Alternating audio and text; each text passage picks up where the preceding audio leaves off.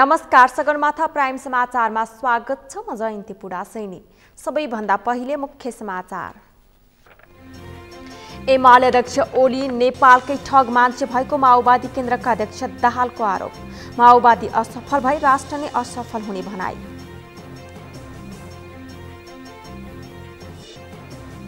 एमालेको आसन्न महाधिवेशनबारे छलफल हुन सकेन। अध्यक्ष ओली र स्थायी कमिटीमा छलफल गर्न खोज्दा कसैले रुचि नदेखाएको उपाध्यक्ष राहुलको गुनासो।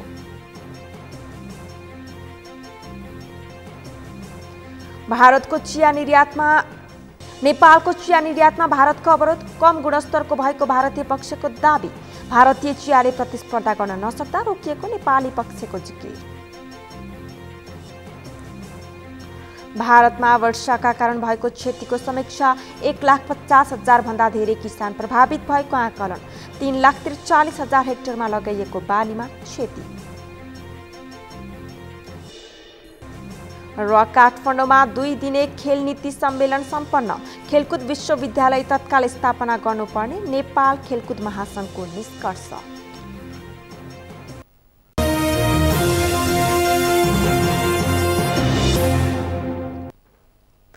सगरमाथा प्राइम समाचार अब विस्तारमा। माओवादी केन्द्रका अध्यक्ष पुष्पकमल दाहालले एमाले अध्यक्ष केपी शर्मा ओलीलाई नेपालकै ठग भएको आरोप लगाउनु भएको छ।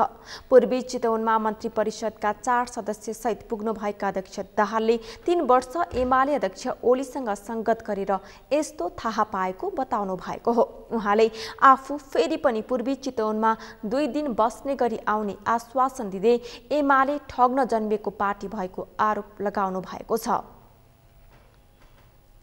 लड्दा बनाउन त बाध्य बनाइयो, तर हत्तर पत्ता आएर आफूले शिलान्यास गरेर म जस्तो देखाउन खोज्यो। नारायणी तटबन्ध होस् या बाटोघाटो निर्माणका कुरा हुन् या राष्ट्रिय निकुञ्जको कुरा होस् या माडीको, ठुला काम के हुन थाल्यो भने ओली भन्ने मान्छे चाहिँ त्यसलाई रोक्न चाहिँ पुरै तागत लगायो। हुँदा हुँदा त कतिसम्म भयो तपाईँले यो पनि थाहा पाउनु भयो। कर्मचारी कोही प्रचण्डतिर हेऱ्यो भने त्यसको औँला भात दिन्छु भने केपीले आँखा फोडिदिने अरे। खुमलटारमा कसैलाई आउनु कोही सचिव थर खुमलटार गयो भने त केपीकोले मार्छ भन्ने पर्ने त्यस्तो बनाएको। त्यस्तै बनाउनाले मैले पनि के गरेँ भने आगोसँग खेलिस गइस हो भने थिएँ गरेँ।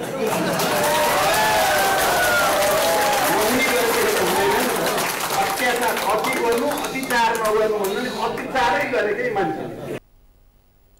उहाँले माओवादी केन्द्र भने गरिब किसान र सुकुम्बासीको हातमा लालपूर्जा बाँड्न जन्मिएको पार्टी भएको दावी गर्नुभयो। उहाँले माओवादी असफल भए देश नै असफल हुने बताउनुभयो। उहाँले माओवादी पार्टीलाई पुनर्गठन गर्ने अभियानमा लागेको बताउँदै 4-5 महिनामा माओवादी ठूलो पार्टी बन्ने दावी गर्नुभयो। उहाँले सुकुम्बासीलाई जग्गा वितरणको काम महोत्तरीबाट सुरु भएको र यसपछि चितवनमा सुकुम्बासीलाई लालपूर्जा वितरणको काम हुने बताउनुभयो।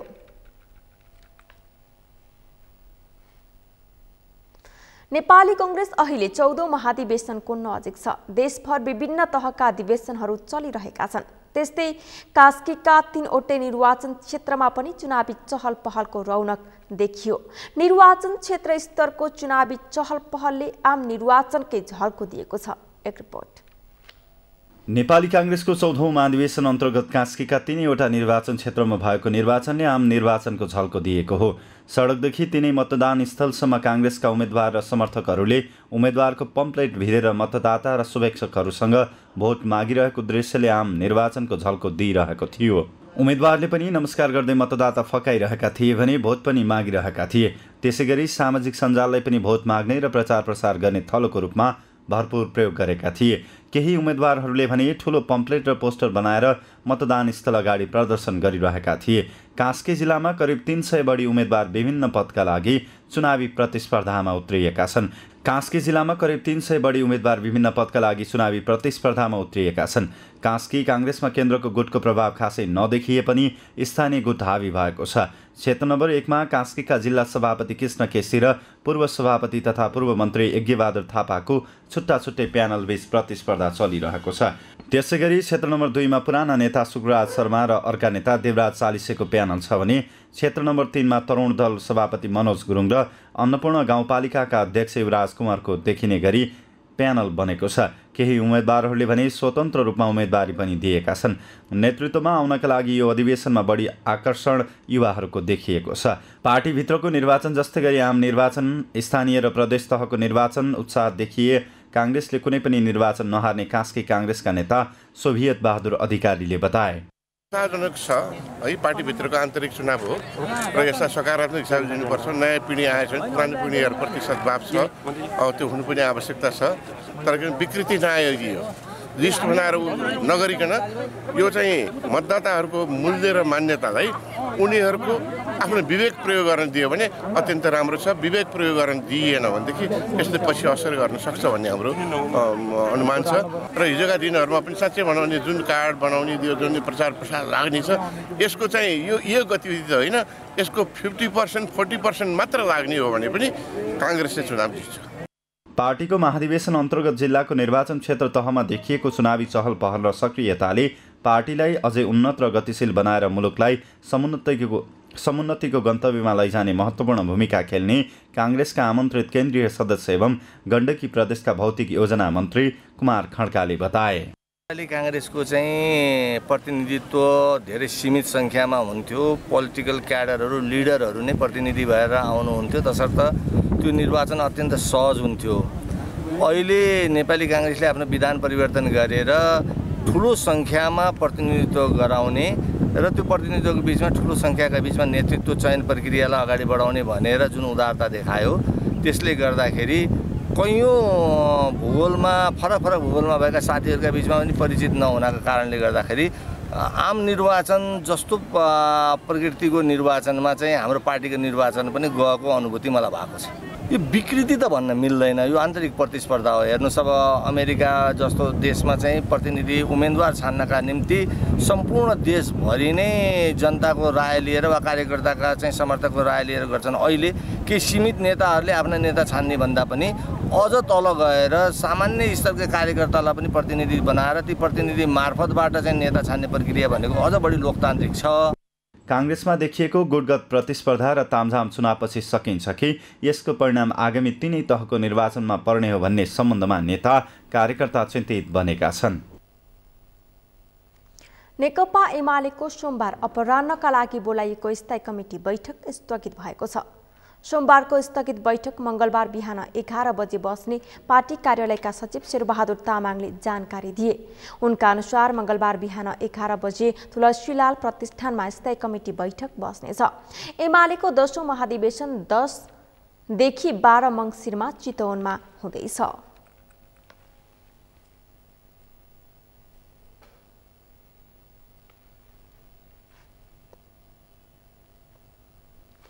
नेकपा एमालेका उपाध्यक्ष भीम रावलले पार्टीको आसन्न महाधिवेशनका विषयमा छलफल गर्न खोज्दा पार्टीभित्र कसैले पनि रुचि नदेखाएको गुनासो गर्नुभएको छ। आज ललितपुर स्थित तुलसीलाल स्मृति प्रतिष्ठानमा सञ्चारकर्मीसँग कुरा गर्दै रावलले उपाध्यक्षको हैसियतले आफूले 10औं महाधिवेशनको प्रक्रियाका विषयमा अध्यक्ष केपी ओली र स्थायी कमिटी बैठकमा छलफल गर्न चाहे पनि रुचि नदेखाएको गुनासो गर्नुभएको हो। यसअघि महाधिवेशनको 1-2 महिना अघि नै उम्मेदवारका विषयमा छलफल हुने भए पनि यसपटक त्यसो हुन नसकेकाले लक्ष्य र उद्देश्य स्पष्ट पारेर अध्यक्ष पदमा उम्मेदवार घोषणा गरेको उहाँले बताउनुभयो। अध्यक्षसँग छलफल गर्न चाहे, अरू नेतासँग छलफल गर्न चाहे, तर कतैबाट पनि त्यो कुरामा रुचि लिएको मैले पाइनँ। महाधिवेशन त आइ नै सक्यो। पहिले त हामी 1 महिना 2 महिना अगाडिदेखि नै उम्मेदवारको बारेमा चर्चा गर्थ्यौँ, विचारमा छलफल गर्थ्यौँ। यो त द्वन्द्ववादमा मार्क्सवादमा आधारित पार्टी हो नि। मदन भण्डारीको अगुवाईमा जनताको बौद्धले जनवाद मान्ने पार्टी हो नि।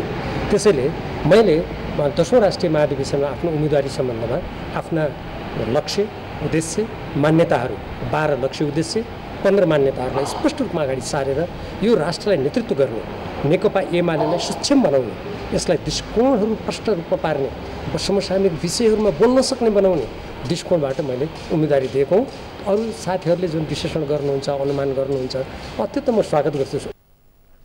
उहाँले राष्ट्र र एमालेलाई बलियो बनाउँदै आगामी चुनावमा विजयी गराउन आफ्नो भूमिका हुने जिकिर गर्नुभयो। यसपटक पार्टीले नै समूहगत रूपमा उम्मेदवारी नदिने निर्णय गरेकाले आफूले एक्लै उम्मेदवारी दिएको भन्दै राहुलले पार्टी रूपान्तरणमा लाग्ने सबैले साथ दिने दावी गर्नुभयो।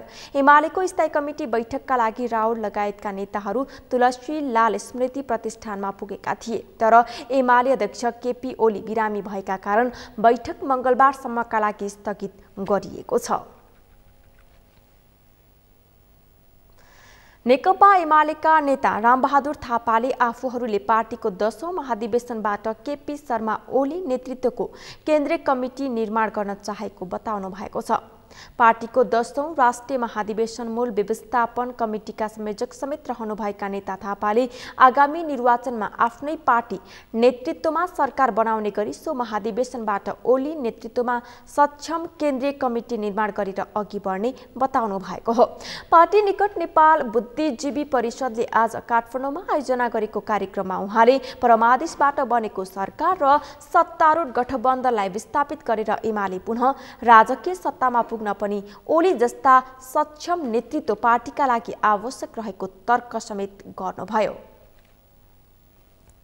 सबल एउटा सक्षम नेतृत्वलाई स्थापित गर्ने, त्यसलाई निर्माण गर्ने र विधान महाधिवेशनले जुन सही विचार, सही नीति जो प्रतिपादन गरेको छ, निरूपण गरेको छ, त्यसलाई अनुमोदन गर्ने, यसलाई चाहिँ एउटा सही नेतृत्व, एउटा सक्षम नेतृत्व निर्माण गरेर त्यसलाई चाहिँ कार्यान्वयन गर्ने र यसलाई आगामी निर्वाचनको माध्यमबाट फेरि चाहिँ नेकपा एमालेलाई चाहिँ राजकीय सत्तामा पुनः स्थापित गर्ने र हामीले भनिरहेका छौँ, हामी परमादेशबाट चाहिँ निर्माण भएको चाहिँ यो दक्षिणपन्थी जो सत्ता र सरकार हो, यसलाई हामी अब सिंहदरबारको मूल ढोकाबाट चाहिँ जनादेशबाट यसलाई हामी विस्थापित गर्नेछौँ भनेर पार्टीले नीति लिएको छ।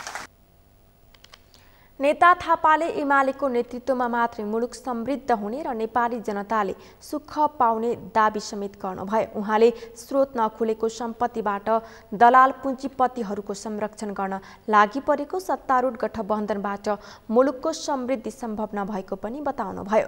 कार्यक्रममा एमालेका नेता शङ्कर पोखरेलले नेपालको समृद्धिको योजना बनाएर अघि बढ्ने ओली मात्रै प्रधानमन्त्री भएको बताउनु भएको थियो। राष्ट्रपति विद्यादेवी भण्डारीले जनक नन्दिनी सीताको जन्मस्थलमा जातीय भेदभाव, महिला उत्पीडन, अन्धविश्वास जस्ता समस्या हुनु दुःखको विषय भएको बताउनु भएको छ। साथै राष्ट्रपति भण्डारीले चुरे मिथिला क्षेत्रको आधार भएकोले यसको संरक्षणले आवश्यक रहेको बताउनु भएको छ। महोत्तरीबाट मनोज झा मुक्तिको रिपोर्ट।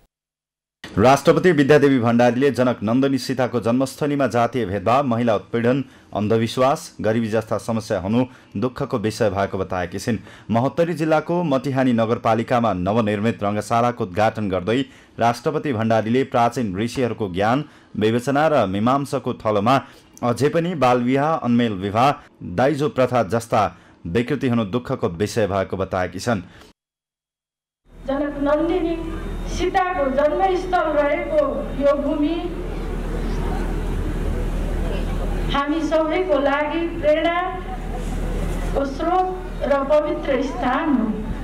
तर हामीले दुःखका साथ भन्नुपर्छ, अहिले पनि जातीय भेदभाव, छुवाछुत, महिला उत्पीडन, अन्धविश्वास, अशिक्षाले सिर्जित गरेको गरिबी र समस्या हामी सबैको चुनौती रहेको। रङ्गशाला उद्घाटन कार्यक्रममा लोकतान्त्रिक समाजवादी पार्टीको केन्द्रीय अध्यक्ष एवं महोत्तरी क्षेत्र नम्बर 3 का सांसद महन्त ठाकुरले आन्दोलन बिना कुनै उपलब्धि नभएको र शान्तिपूर्ण आन्दोलन गरेका आफ्ना कार्यकर्तामाथि मुद्दा लगाएको गुनासो गरे।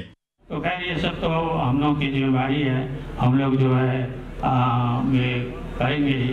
राज्य को जो है जिम्मेदारी आता है कि राज्य जो है इन विषयों को जो है, जो लोग अभी भी विभेद से जो है वहीं ग्रसित है, हमारे लोग बहुत बड़ा आंदोलन, यहाँ कोई भी परिवर्तन जो है बिना आंदोलन का नहीं हुआ है। कार्यक्रममा संघीयतापछि भौतिक पूर्वाधार लगायतका विकासको कार्यलाई द्रुत गतिमा अगाडि बढाएको मटिहानी नगरपालिकाका मेयर हरिप्रसाद मण्डलको प्रशंसा गर्दै संघीयतामा देशले फड्को मार्ने विश्वास व्यक्त गरे। यो नगरमा यो संघीयता आइसकेपछि यो स्थानीय तह गठन भइसकेपछि र यहाँका मेयर हरिमण्डलजीको अथक प्रयासले जुन किसिमका विकासहरू देखिँदैछ, चाहे त्यो स्टेडियम हुन्, मन्दिर हुन्, पोखरीका सौन्दर्यीकरण होस् र विभिन्न ठाउँहरूको जुन जसरी सौन्दर्यीकरण, रोड, यी सबैमा अहिले आएर जुन किसिमको विकासको गति लिएको छ, पक्कै पनि आजको कार्यक्रममा यो नगरपालिकाका मेयर साहबलाई म विशेष धन्यवाद दिन चाहन्छु। रङ्गशालाको उद्घाटनपछि राष्ट्रपति भण्डारी मटिहानी मठमा पूजा अर्चना तथा नेपालकै सबैभन्दा पहिलो विद्यालय राजकीय संस्कृत विद्यालयको अवलोकन गर्नुभएको थियो। करिब 1,05,00,000 लागतमा आर्थिक वर्ष 2074-75 निर्माण सुरु गरिएको रङ्गशाला 1 बिघा 9 कट्ठा क्षेत्रफलमा फैलिएको छ। यस रङ्गशालामा cricket, football, volleyball, kabaddi, judo, karate लगायतका खेल खेल्न सकिने बताइएको छ। सगरमाथा टेलिभिजनका लागि महोत्तरीबाट मनोज झा मुक्तिको रिपोर्ट। पेट्रोलियम पदार्थमा भएको मूल्य वृद्धि तत्काल फिर्ता लिन माग गर्दै विप्लव नेतृत्वको नेकपा आबद्ध जनवर्गीय संगठनहरूले ओइल निगममा धरना दिएको छ। काठमाडौँको टेकु स्थित निगमको कार्यालय अगाडि उनीहरूले धरना दिएका हुन्। जनताको ढाड सेकिने गरी सरकारले मूल्य वृद्धि गरेको र यसको असर चौतर्फी रूपमा परेको भन्दै उनीहरूले मूल्य वृद्धि तत्काल फिर्ता हुनुपर्ने माग राखेका छन्। पेट्रोलियम पदार्थमा भएको मूल्य वृद्धि तत्काल फिर्ता नभए चरणबद्ध आन्दोलन गर्ने चेतावनी उनीहरूले दिएका छन्। जनताको जीवनयापनसँग प्रत्यक्ष जोडिने पेट्रोलियम पदार्थको मूल्य वृद्धिले अन्य वस्तुको समेत मूल्य बढ्ने भएकाले मूल्य घटाउनु पर्ने उनीहरूको भनाइ छ।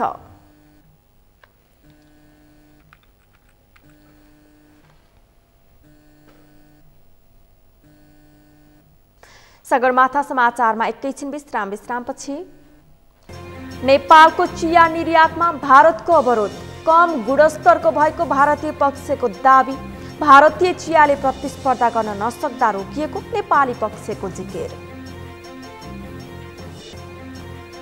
दोलखाको दुधकुण्ड र छोर रोल्पा हिमताल क्षेत्रमा आन्तरिक तथा बाह्य पर्यटकहरूको चहल पहल बढ्यो। होटल व्यवसायीहरू खुसी।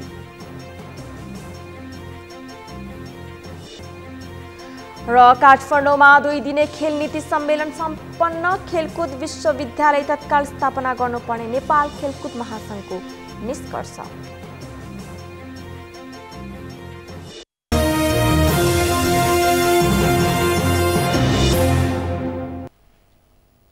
विश्रामपछि पुनः स्वागत छ। अब बाँकी समाचार।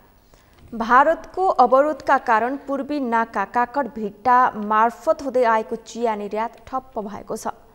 भारतीय टी बोर्डले नेपाली चियाको आयातमा रोक लगाउँदा निर्यात ठप्प भएको हो। झापाबाट पूजन घिमिरेको रिपोर्ट। नेपालमा उत्पादित चिया निर्यातलाई 1 सातादेखि भारतले रोक लगाएको छ।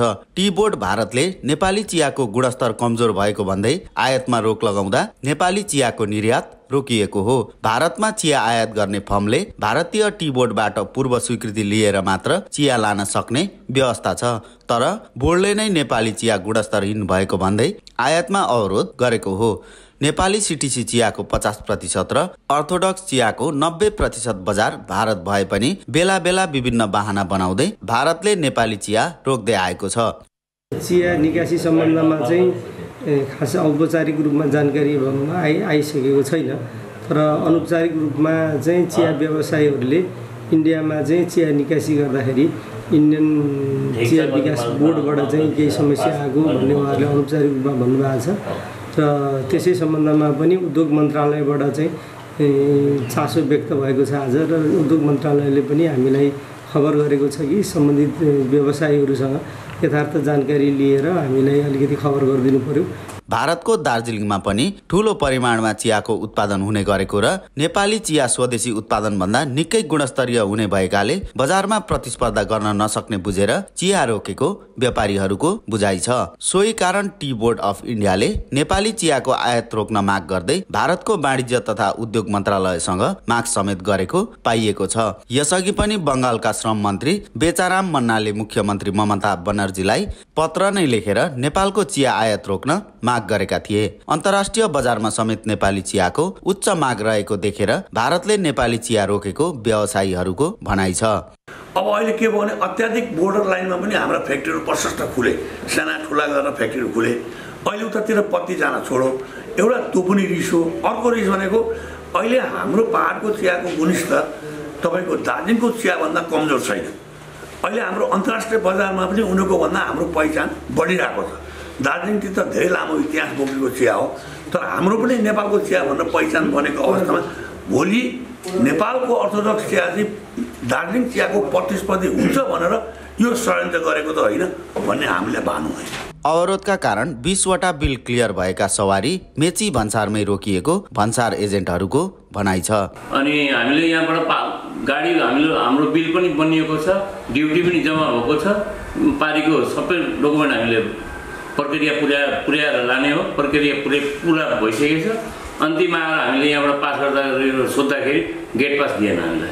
पूर्वी नाका काकरभिट्टाबाट निर्यात हुने कुल नेपाली उत्पादनको करिब 26% हिस्सा चियाले ओगट्छ। नेपालमा सीटीसी चिया वार्षिक करिब 2 करोड केजी उत्पादन हुँदै आएको छ भने करिब 70 लाख केजी अर्थोडक्स चिया उत्पादन हुन्छ।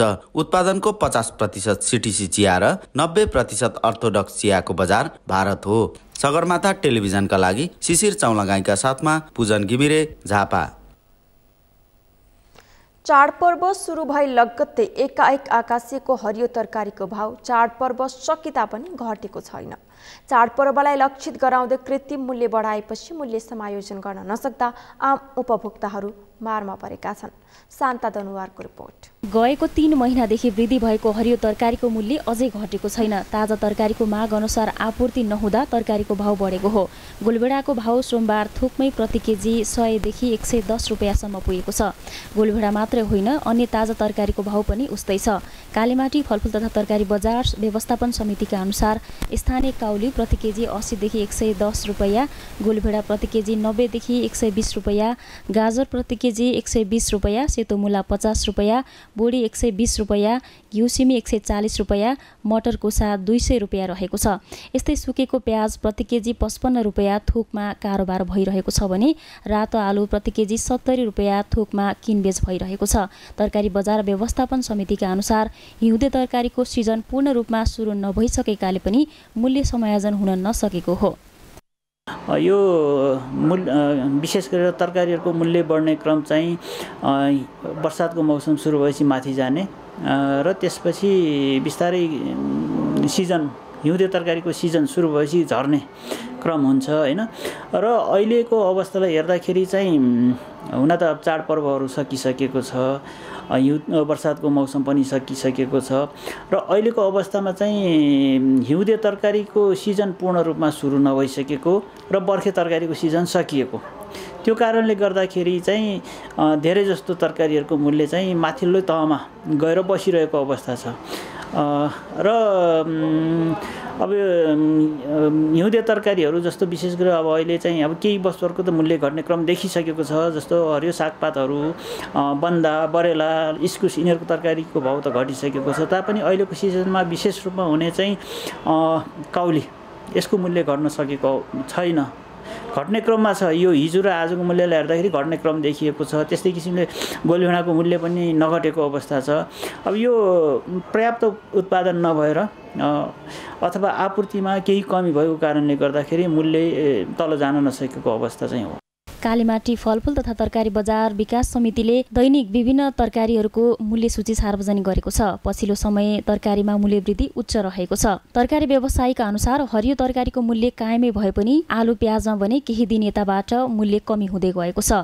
अब दसैँ तिहारको अगाडि चाहिँ सामान अलि प्याजहरू महँगो थियो अनि आलु पनि त्यतिखेर त महँगो थियो, नयाँ आलु निस्किएको थिएन त्यति चाहिँ हाम्रो यहाँको स्थानीय काठमाडौँतिर सामानहरू ननिस्केको भएर इन्डियन आलुहरू ल्याए हामीले मुडेबाट अलिअलि आलु त्यो बेलामा महँगो थियो। अहिले चाहिँ अब यो स्थानीय अब यो काभ्रेमा पनि आलु हाम्रो निस्क्यो अनि अब यता साँखोतिर पनि आलु निस्केको भएर नयाँ आलु निस्केको भएर अहिले अलिक कम छ। अहिले उपभोक्ताहरू दिनलाई सस्तो नै छ। यहाँ चाहिँ तपाईँको आलु अलिकति त इन्डियाबाटै नै आइरहेको छ। अहिले तपाईँ इन्डियामा अस्ति चाहिँ हामीहरूको आलु ननिस्किँदाखेरि र उता माग्यो त्यहाँको आलु पनि आएको थिएन। अहिले इन्डियन पनि आलु त्यो उनीहरू त अब त त्यहाँ हुँदा नयाँ आलुहरू निस्किने बेला भयो नि त। अनि नयाँ आलु निस्किनु भएपछि अनि पुरानो आलुहरू चाहिँ उनीहरूले बढी मात्रामा यहाँ पठाएको भएर त्यो आलुले पनि हाम्रो यहाँ भाउ घटेको छ। नेपाली आलु त यति यहाँभन्दा सस्तोमा बेच्दाखेरि नेपालीहरूलाई हाम्रो नेपालमा त्यस्तो पर्दैन। अहिले इन्डियन आलुले गर्दाखेरि यहाँको भाउ घटेको छ। कतिपय अवस्थामा कृषकको उत्पादन पनि बजारसम्म आउन सकेको छैन, जसले गर्दा माग अनुसारको आपूर्ति नभएर मूल्यमा कमी आउन सकेको छैन। किसानलाई प्रोत्साहन गर्दै सरकारले बजार अनुसारको मूल्य निर्धारण गर्न आवश्यक छ। सगरमाथा टेलिभिजनका लागि क्यामेरामा सुरेन्द्र राउतका साथ शान्ता दनवार, काठमाडौँ। यसै सन्दर्भमा आज हामीले सगरमाथा जनबोलीमा सर्वसाधारणलाई सोधेका थियौं, मूल्य वृद्धि नियन्त्रण गर्न नसक्नुलाई के भन्नुहुन्छ? हेरौं सर्वसाधारणको प्रतिक्रिया उनीहरूकै शैलीमा।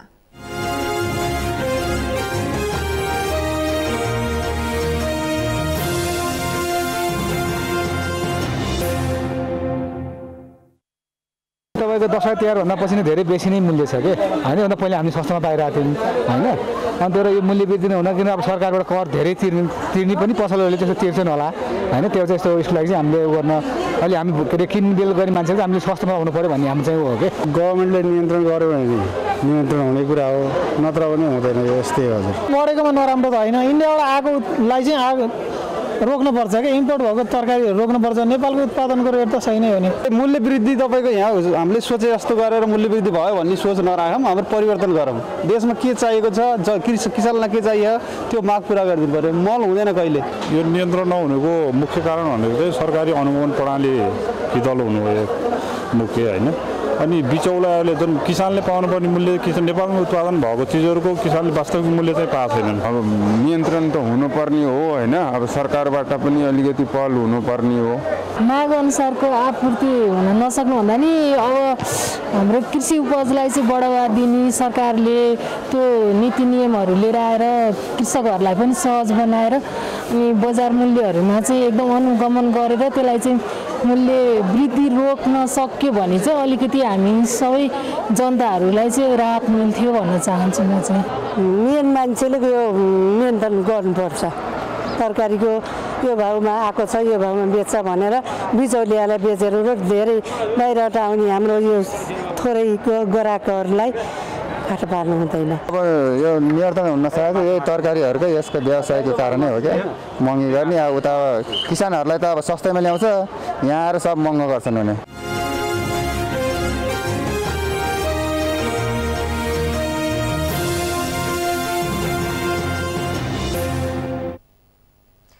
मेरुदण्ड पक्षघात समूह नेपालले कर्णालीका मेरुदण्ड पक्षघात भई अपाङ्गता भएका व्यक्तिहरूलाई निःशुल्क मेडिकल सामग्री वितरण गरेको छ।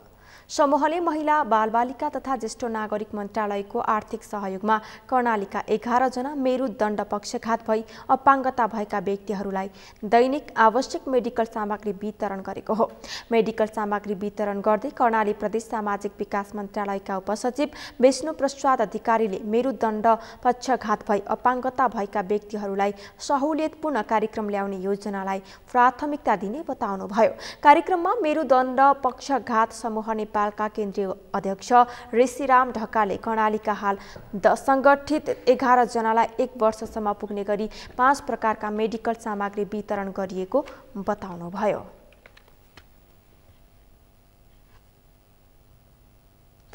नेपालमा पछिल्लो 24 घण्टामा थप 385 जनामा कोरोना भाइरसको संक्रमण पुष्टि भएको छ। यो अवधिमा 258 जना निको भएका छन्, त्यसैगरी 4 जनाको मृत्यु भएको छ। एक रिपोर्ट। नेपालमा पछिल्लो 24 घण्टामा थप 385 जनामा कोरोना भाइरस संक्रमण पुष्टि भएको छ। स्वास्थ्य तथा जनसङ्ख्या मन्त्रालयका अनुसार देशभर गरिएको 9,921 PCR र 2,776 जनाको एन्टिजेन परीक्षणका क्रममा 385 जनामा कोरोना भाइरस संक्रमण पुष्टि भएको हो। सोमबारको तथ्याङ्कसँगै नेपालमा कुल संक्रमितको संख्या 8,19,386 जना पुगेको छ। मन्त्रालयका अनुसार कुल संक्रमित मध्ये 7,269 जना सक्रिय संक्रमित छन्। पछिल्लो 24 घण्टामा 258 जना संक्रमित निको भएका छन्। यो सँगै देशभर निको हुनेको संख्या 8,17,000 पुगेको छ। यो अवधिमा 4 जना कोरोना संक्रमितको मृत्यु भएको मन्त्रालयले जनाएको छ। हालसम्म कोरोना संक्रमणबाट मृत्यु हुनेको संख्या 11,500 पुगेको छ। मन्त्रालयका अनुसार अहिले 98 जना क्वारेन्टाइनमा छन्। पछिल्लो 24 घण्टामा देशभर 71,483 जनाले कोरोना विरुद्धको खोप लगाएका छन्। हालसम्म नेपालमा 30.1% पहिलो मात्रा र 26.2% पूर्ण मात्रा खोप लगाइसकेको मन्त्रालयले जनाएको छ। दोलखाको प्रसिद्ध दुधकुण्ड र छोरोल्पा हिमताल क्षेत्रमा आन्तरिक तथा बाह्य पर्यटकहरूको संख्यामा वृद्धि भएको छ। कोरोना संक्रमणबाट होटल व्यवसायी मर्कामा परिरहेको अवस्थामा एकाएक यो क्षेत्रमा पर्यटकहरू बढ्दा होटल व्यवसायीहरू खुसी भएका छन्।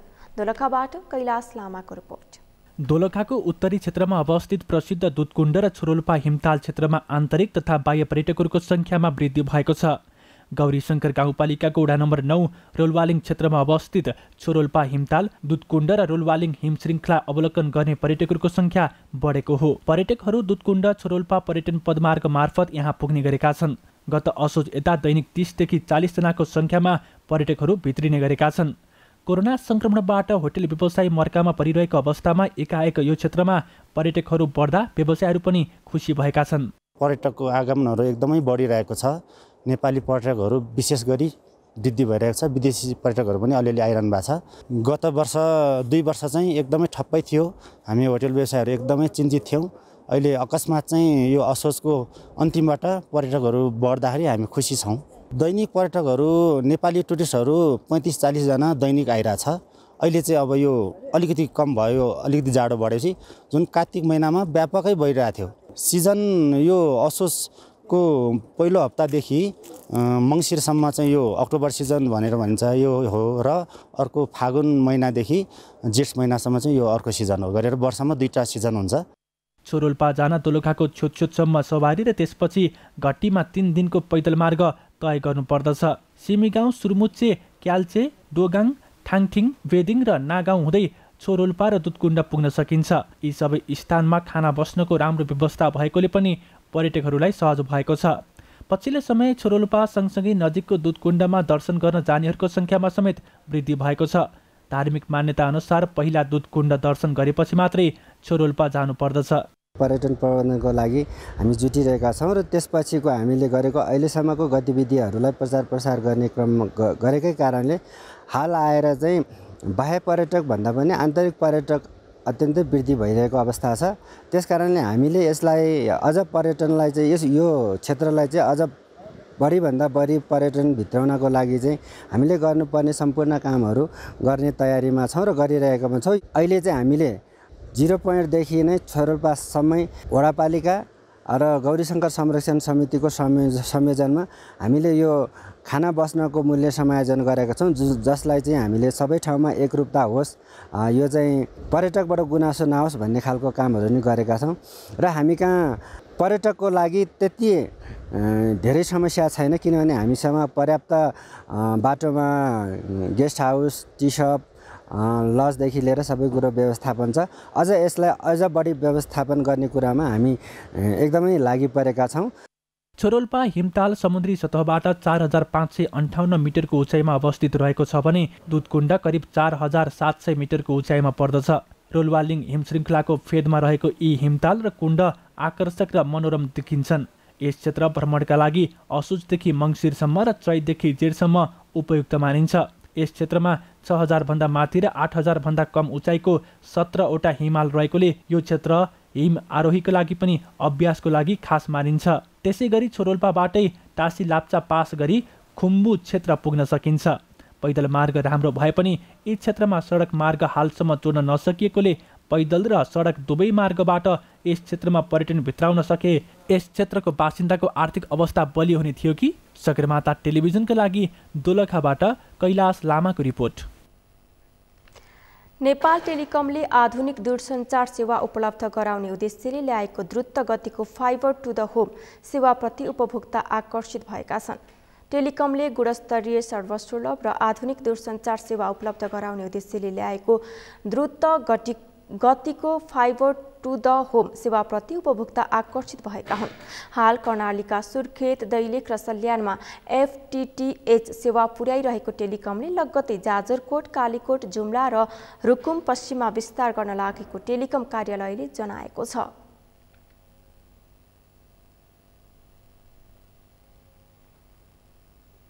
सेलुलर मोबाइल फोनको लोकप्रियतासँगै ल्यान्डलाइन ग्राहकको संख्या घटिरहेका बेला पछिल्लो समय FTTH प्रविधिले पुनः उपभोक्तालाई ल्यान्डलाइन जडान गर्नेतर्फ आकर्षित गरेको छ।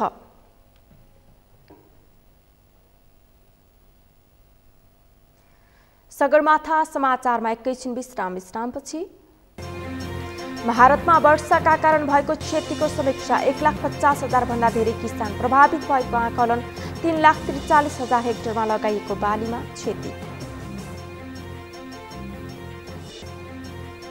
र काठमाडौँमा 2 दिने खेल नीति सम्मेलन सम्पन्न, खेलकुद विश्वविद्यालय तत्काल स्थापना गर्नुपर्ने नेपाल खेलकुद महासंघको निष्कर्ष।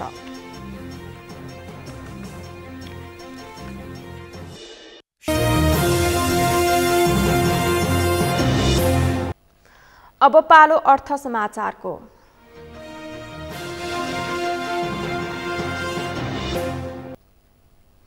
आइतबार गिरावट आएको शेयर बजार सोमबार भने सुधारिएको छ। शेयर बजार मापक नेप्से सोमबार सामान्य वृद्धि भएको हो। सोमबार नेप्से 7.90 अङ्कले वृद्धि भएको छ। सोमबार नेप्से 2765.43 अङ्कमा पुगेको छ। आइतबार नेप्से परिसूचक 1.60 अङ्कले घटेर 2757.53 अङ्कमा झरेको थियो। ठुला कम्पनीको कारोबार मापन गर्ने सूचक सेन्सिटिभ इन्डेक्स 1.21% घटेर 519.46 अङ्क भएको छ। त्यस्तै फ्लोट इन्डेक्स 0.34% र सेन्सिटिभ फ्लोट इन्डेक्स 0.6 अङ्कले बढेको छ। सोमबार कारोबारमा आएका 225 कम्पनीको 75,65,510 किता सेयर 3 अर्ब 92 करोड 92,61,627 रुपैयाँ बराबरको कारोबार भएको छ। 13 उपसमूहमध्ये 5 उपसमूहको शेयर मूल्य गिरावट आएको छ भने अन्य 8 उपसमूहको मूल्य बढेको छ। अब पालो खेल समाचारको।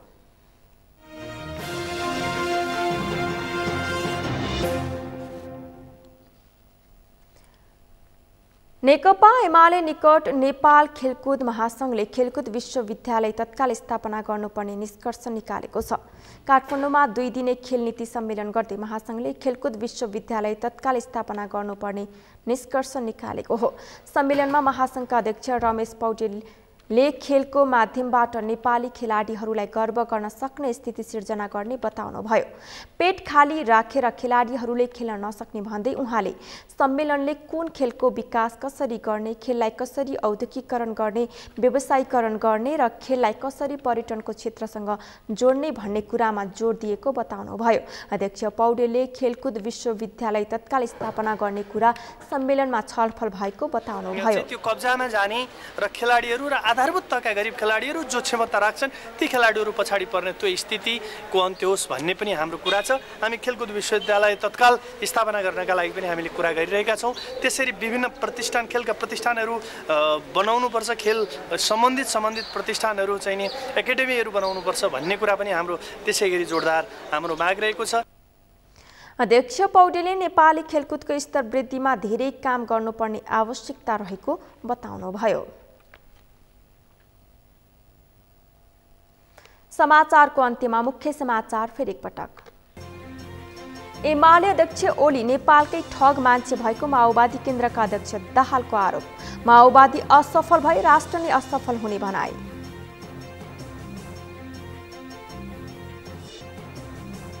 एमालेको आसन्न महाधिवेशनबारे छलफल हुन सकेन। अध्यक्ष ओली र स्थायी कमिटीमा छलफल गर्न खोज्दा कसैले रुचि नदेखाएको उपाध्यक्ष राहुलको गुनासो।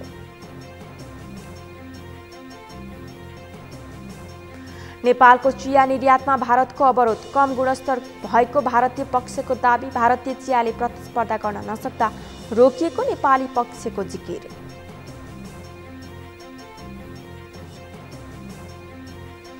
भारतमा वर्षाका कारण भएको क्षतिको समीक्षा। 1,50,000 भन्दा धेरै किसान प्रभावित भएको आकलन। 3,43,000 हेक्टरमा लगाइएको बालीमा क्षति।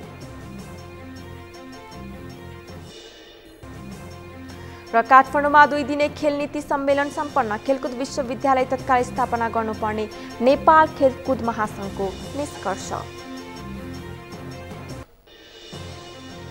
हौस् त सगरमाथा समाचार अहिलेलाई सकियो। तपाईँ समाचार बुलेटिनका साथै सगरमाथा टेलिभिजनका सम्पूर्ण कार्यक्रम www.sagarmatha.tv मा पनि पढ्न र हेर्न सक्नुहुनेछ। साथै युट्युबमा youtube.com/sagarmathatv नेपालमा हेर्न सक्नुहुनेछ। तपाईँ हामीलाई फेसबुकमा पनि facebook.com/stv नेपालमा फलो गर्न सक्नुहुनेछ। समाचारको शिखर, नेपालको गौरव, नेपालको पहिलो न्युज च्यानल सगरमाथा टेलिभिजन हेर्दै गर्नुहोला। नमस्कार।